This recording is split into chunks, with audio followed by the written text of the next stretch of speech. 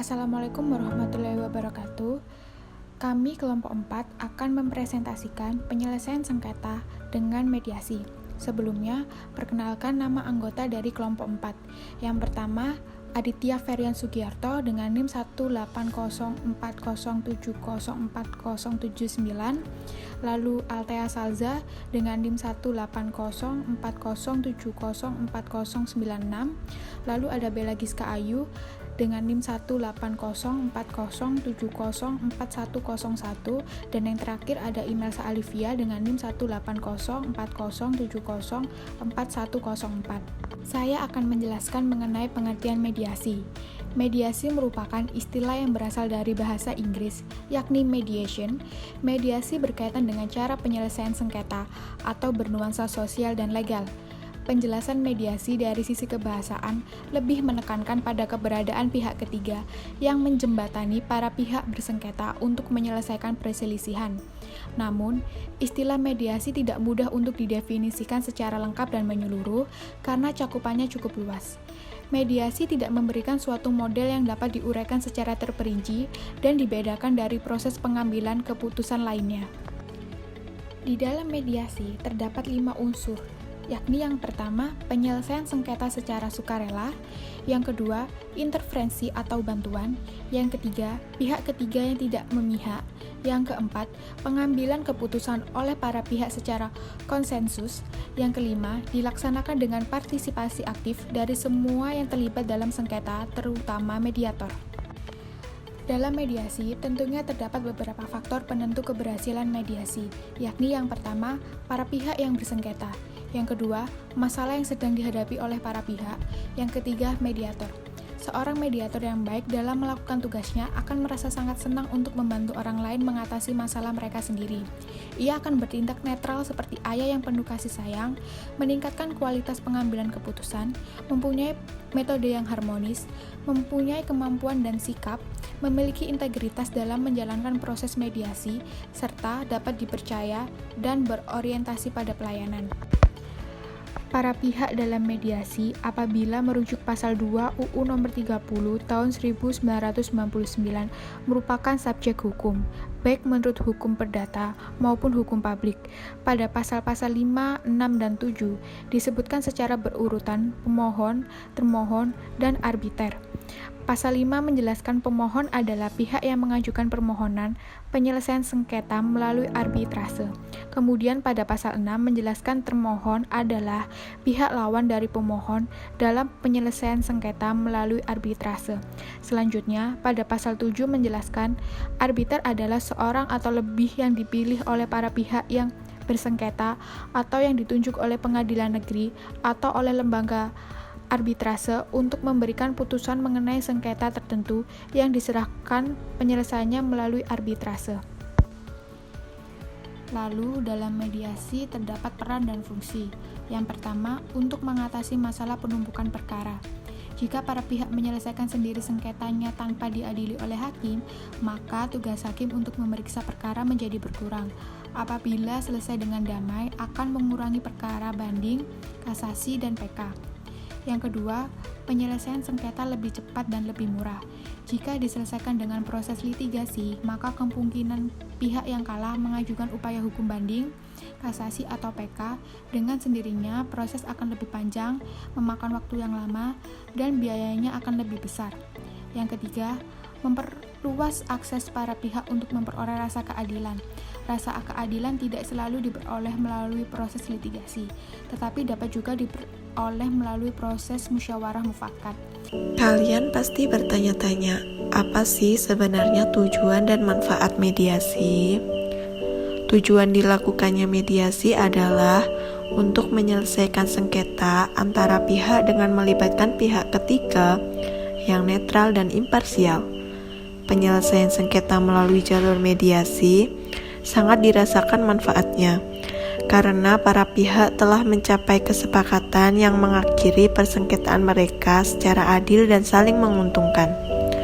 Bahkan, dalam mediasi yang gagal pun, di mana para pihak belum mencapai kesepakatan, sebenarnya juga telah dirasakan manfaatnya. Kesediaan para pihak bertemu dalam suatu proses mediasi paling tidak telah mampu mengklarifikasikan akar persengketaan dan mempersempit perselisihan di antara mereka. Dasar hukum penerapan mediasi yang merupakan salah satu dari sistem ADR atau Administrative Alternative Dispute Resolution di Indonesia. Secara garis besar, terdapat 4 dasar hukum, yaitu yang pertama Undang-Undang Nomor 4 Tahun 2004, yang kedua Undang-Undang Nomor 30 Tahun 1999, yang ketiga Surat Edaran Mahkamah Agung Nomor 1 Tahun 2000, dan yang keempat yaitu Peraturan Mahkamah Agung Nomor 2 Tahun 2003 yang kemudian diubah menjadi Peraturan Mahkamah Agung Nomor 1 Tahun 2008. Terdapat 4 model mediasi yang diklarifikasikan untuk menemukan peran mediator dan para pihak serta posisi sengketa. Di antaranya itu settlement mediation atau yang disebut dengan mediasi kompromi. Mediasi ini merupakan mediasi yang bertujuan untuk menghasilkan kompromi dari tuntutan para pihak yang sedang bertikai. Dalam model mediasi ini, mediator berperan untuk menentukan bottom list dan menjadi pihak yang secara persuasif mendorong para pihak untuk mencapai titik kompromi. Biasanya, mediator dalam mediasi model ini adalah mediator yang berstatus tinggi dan tidak menekankan kepada keahlian dalam proses atau teknik mediasi. Yang kedua yaitu facilitative mediation, atau yang disebut juga dengan mediasi yang berbasis kepentingan. Model mediasi ini bertujuan untuk menghindari para pihak yang bersengketa dari posisi mereka dan menegosiasikan kebutuhan serta kepentingan para pihak dan hak-hak legal mereka secara kaku. Di mana dalam facilitative mediation ini memiliki beberapa prinsip antara lain yaitu prosesnya terstruktur, lalu lebih menekankan kepada kebutuhan dan kepentingan para pihak. Mediator mengarahkan negosiasi para pihak menjadi interest-based negotiation dengan tujuan penyelesaian yang saling menguntungkan. Mediator penting untuk memahami proses dan teknik mediasi agar mampu mengarahkan para pihak yang bersengketa untuk mencari penyelesaian. Yang ketiga yaitu transformative mediation atau yang disebut dengan rekonsiliasi. Model mediasi ini yaitu suatu model mediasi yang menekankan kepada pencarian akar atau penyebab masalah yang mendasari munculnya sengketa guna meningkatkan hubungan para pihak melalui pengakuan dan pemberdayaan para pihak. Model mediasi ini didapat beberapa prinsip yang mendasari proses pelaksanaan mediasi, yaitu yang pertama, mediator bertugas untuk mencari sebab sengketa tersebut terjadi, sehingga mediator yang berperan harus memiliki kemampuan yang baik dalam konseling. Yang kedua yaitu, dalam pelaksanaan mediasi, harus adanya pengakuan dari para pihak sehingga dapat diambil penyelesaian masalah yang sifatnya mampu memperbaiki hubungan antar para pihak. Yang ketiga yaitu para pihak yang bersengketa wajib menghilangkan hubungan emosional dan berterus terang untuk dicarikan solusi agar mediator dapat memperbaiki hubungan dari para pihak. Model mediasi yang keempat yaitu evaluative mediation atau yang disebut juga dengan model mediasi normatif. Model mediasi ini bertujuan untuk mencari kesepakatan berdasarkan hak legal dari para pihak dalam wilayah yang diantisipasi oleh pengadilan. Peran mediator dalam mediasi ini adalah memberikan saran serta prediksi tentang hasil yang didapat. Beberapa prinsip dari model mediasi ini antara lain, yang pertama, para pihak berharap mediator akan menggunakan keahliannya dalam mengarahkan penyelesaian sengketa yang telah diperkirakan terhadap masalah tersebut. Yang kedua yaitu fokus mediasi tertuju pada hak melalui standar penyelesaian atas kasus yang serupa. Yang ketiga, mediator dalam model mediasi ini adalah orang yang ahli dan terkualifikasi secara legal.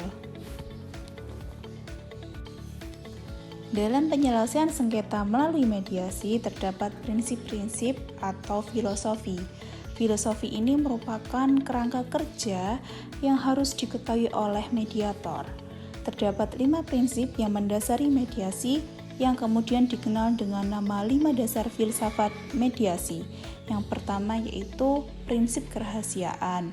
Prinsip kerahasiaan ini dalam mediasi berarti segala sesuatu yang terjadi dalam pertemuan yang diselenggarakan mediator dan para pihak yang bersengketa bersifat rahasia dan tidak boleh diberitahukan kepada publik.